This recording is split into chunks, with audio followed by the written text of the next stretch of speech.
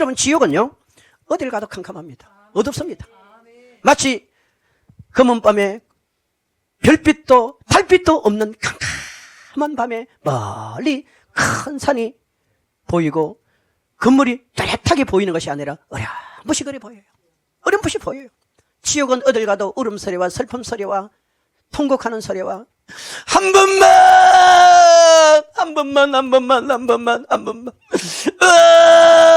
내가 속았어 전부 다 그렇게 울부짖습니다. 한 번만 자기 인생, 이 땅에 그 있었던 인생을 한 번만 자기에게 더 기회를 달라고 호소하고 그렇게 애절하게 부르짖지만 지옥은 한 번 더 가면 못 나옵니다.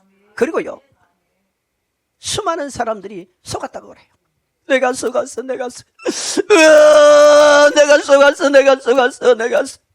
잘못했어요.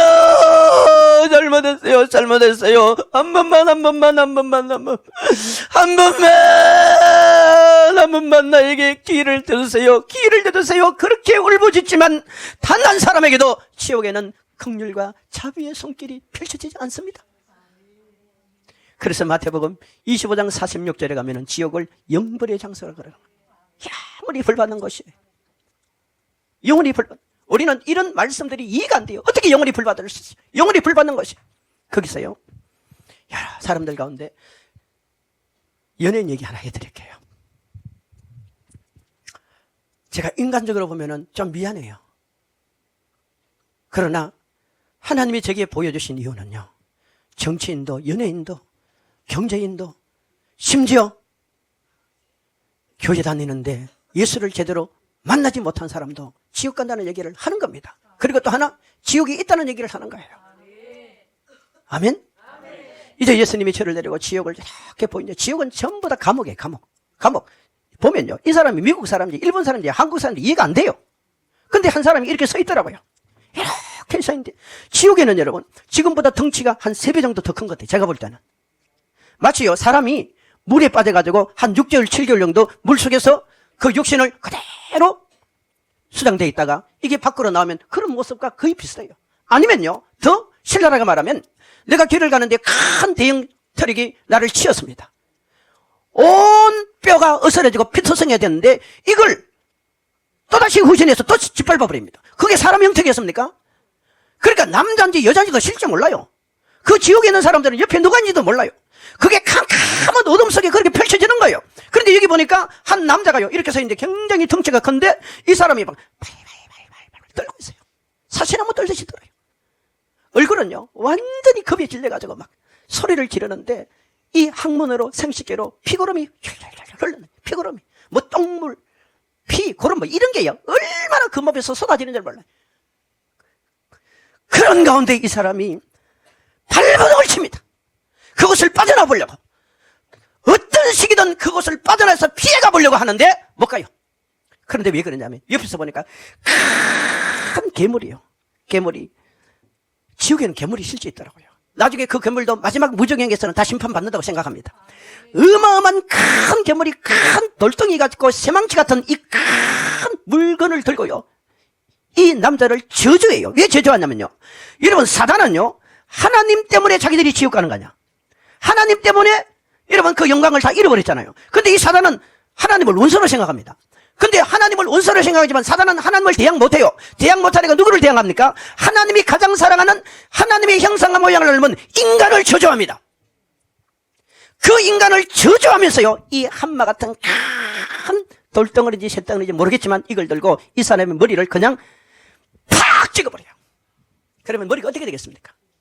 이게 큰 바위가요 자갈처럼 부서지면서 피가 팍 솟아올라요. 그리고 쓰러집니다. 쓰러지면 죽어야죠. 성경은 뭐라 합니까? 영벌이라고 그랬어. 많은 사람들이 자살을 할 때 어디에 속습니까? 이놈의 사단이가 그 생각 속에 들어와가지고 죽어버려라. 죽으면 편하다. 죽으면 끝이다 말합니다. 여러분, 죽음은 편한 게 아니에요.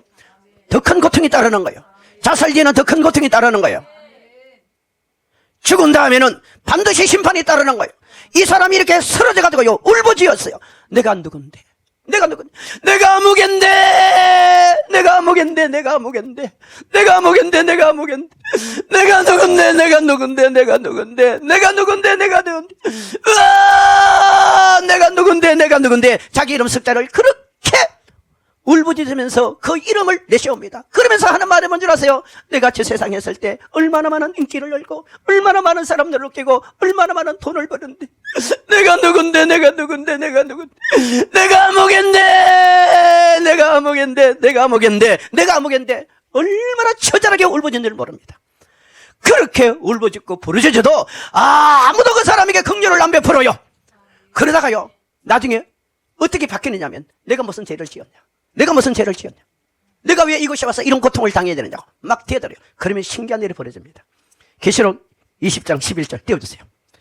이 말씀에 있는 이것이요 그대로 성취됩니다. 시작. 또 내가 크고 흰 보좌와 그 위에 앉으신 이를 보니 땅과 하늘이 그 앞에서 피하여 간데 없더라. 또 내가 보니 죽은 자들이 큰 자나 작은 자나 그 보좌 앞에 서 있는데 책들이 펴 있고 또 다른 책이 펴졌으니 그 생명책이라. 죽은 자들이 자기 행위를 따라 책들에 기록된 대로 심판을 자, 받으니. 보세요. 아멘. 지옥에서 그렇게 울부짖고 부르짖을 때요 정확하게 이 사람의 일생의 삶이 기록된 죄가 전부 다 뜹니다. 어느 정도 뜨는 줄 아세요?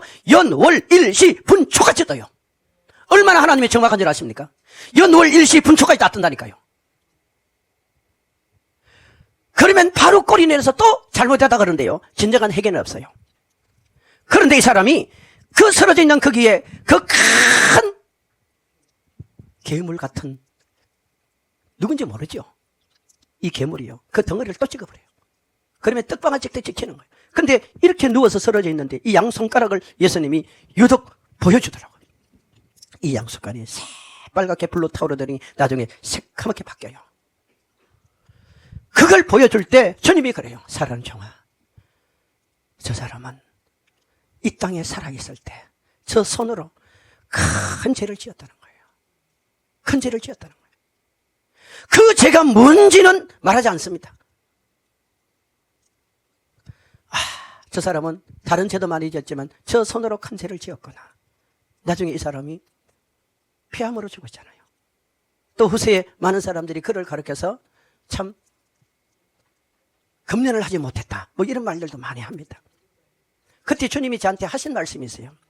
사랑하는 종아, 나는 너에게 몸을 선물로 주었다는 거예요. 아멘.